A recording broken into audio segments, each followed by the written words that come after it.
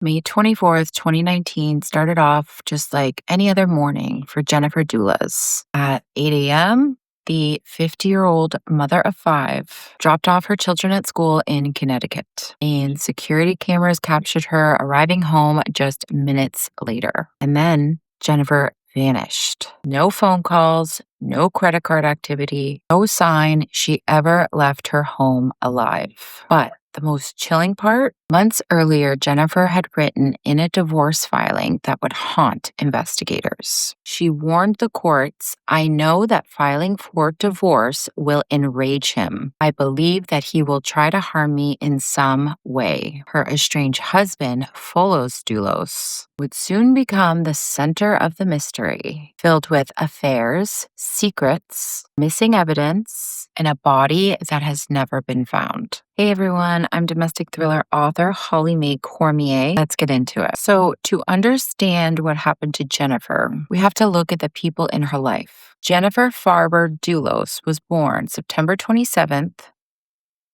1968. She was a Libra. Jennifer grew up in New York City in a wealthy and influential family.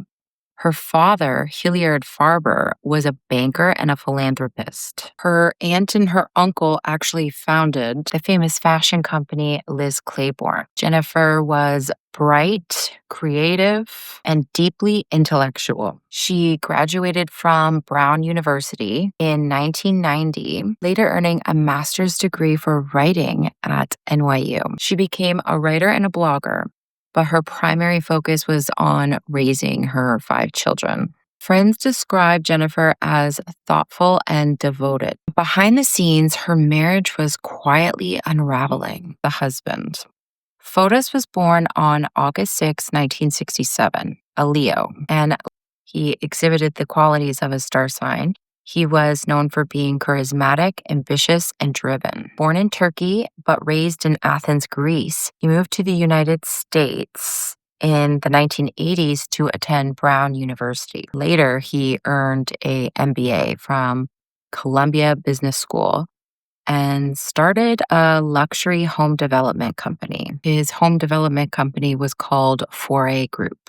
He projected the image of a successful businessman building multi-million-dollar homes in Connecticut, but appearances can be deceiving. So Jennifer and Fotis had actually met at Brown's University, but the relationship wouldn't start until many years after this first meeting in college. And their meeting began under quite questionable circumstances. You see, at the time, Fotis was married to another woman, and investigators later learned that Fotis started emailing Jennifer while he was still married to his first wife. Soon after his divorce was finalized, Fotis married Jennifer in Manhattan. The two eventually settled down in Farmington, Connecticut, where they had 5 children, including 2 sets of twins. Now, from the outside, their life looked picture perfect. But by 2012, Jennifer was hinting publicly that something wasn't right in their marriage. In a blog post, she wrote, "I wish I were a strong person and that confrontation did not scare and appall me. It was a quiet clue that began brewing." By 2017, the marriage had reached a breaking point. Jennifer believed that Fotis was having an affair, and women's intuition, she was right. He was having an affair with a woman named Michelle Troconis. Michelle was from Venezuela, and she worked as a news anchor for ESPN Venezuela. And she had a daughter from a previous relationship. Jennifer claimed that after discovering the affair that he was having, she moved out of the family home with the children. Soon after, Michelle moved in. That betrayal sparked a brutal divorce and custody battle. So during the divorce proceedings, Jennifer wrote something incredibly disturbing in court documents. She told the judge that she feared that her husband might kidnap the children. She also claimed that he had purchased a gun. And most chilling of all, she wrote, "I know filing for divorce will enrage him. I believe he will try to harm me. Now, at the time, it may have sounded like the fear of a woman in the midst of a painful divorce. But after Jennifer disappeared, these words sounded more like a premonition. So, May 24th, 2019, Jennifer drops her children off to school, which was a very short drive from their home, and she drops them off at 8 a.m. A neighbor's security camera captured her returning home at 8:05 a.m. It was the last confirmed sighting of Jennifer alive. Later that morning, she had missed 2 doctor's appointments in New York City. Now, by evening, friends realized something was very wrong. Jennifer was known as being an extremely devoted mother. There was no chance that she would simply disappear or not check in with her kids or their nanny. Their nanny was the first one to notice that something was wrong. She went in the house and she noticed that all the paper towels were missing. Like there was a big cleanup that happened that morning. So around 7 p.m., 2 friends, including the family nanny, reported her missing. Now, when police searched Jennifer's home, they immediately found signs of violence. Inside the garage, there was blood spatter on the floor, on the wall. Even on Jennifer's Range Rover, they found blood splatter. Now, in the kitchen, investigators discovered blood on the faucet. DNA testing revealed something shocking. The blood belonged to Jennifer and Fotis, her husband. Investigators now believe Jennifer had been the victim of a serious and violent attack inside her own home. So later that day, something even more suspicious happened.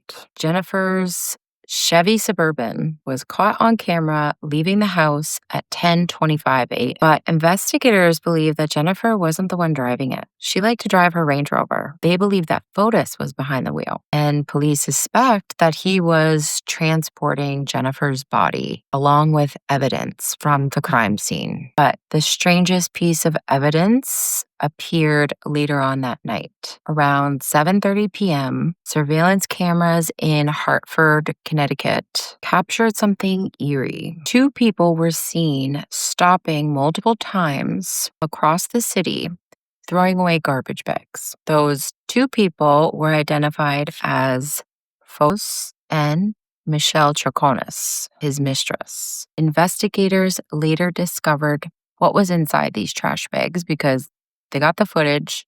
They went to the garbage bins before they were picked up by the garbage trucks. They went through them, and what was inside included bloodstained clothing, cleaning supplies, sponges, gloves, and all the blood belonged to Jennifer Dulos. Soon, another name emerged inside the investigation. Kent Douglas, born in 1965, he's a Taurus. He was not only Fotis' friend, he had also been an attorney. Would soon discover something very disturbing connected to him. On a remote property that he owned, investigators found a shallow grave.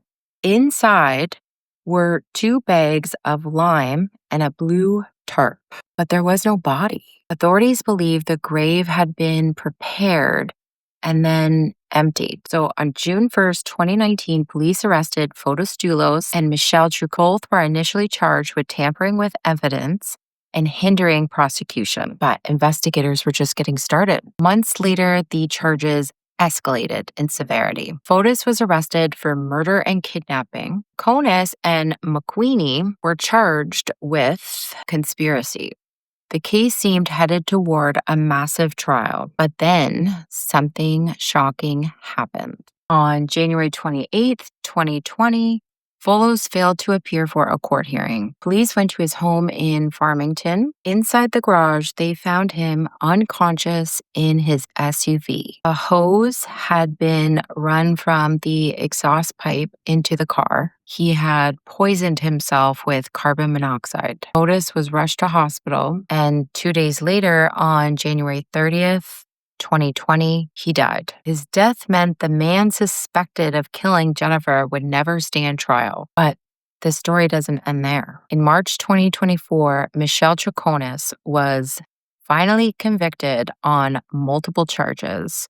connected to Jennifer's disappearance. She was later sentenced to 14 and a half years in prison, while Kent Mawhinney was also sentenced to 11 months in prison for his part on the conspiracy charges. Yet, the most haunting mystery remains unsolved. The biggest question here, despite years of searching, Jennifer Dulos' body has never been found. In October 2023, a judge finally declared her legally dead. But for her children, family, and investigators, the question still lingers: where is Jennifer? Jennifer once wrote in court that she feared her husband may harm her. Tragically, she was right. And somewhere out there, the final piece of the puzzle, where Jennifer's final burial site is, remains hidden, waiting to be discovered. Please like this video,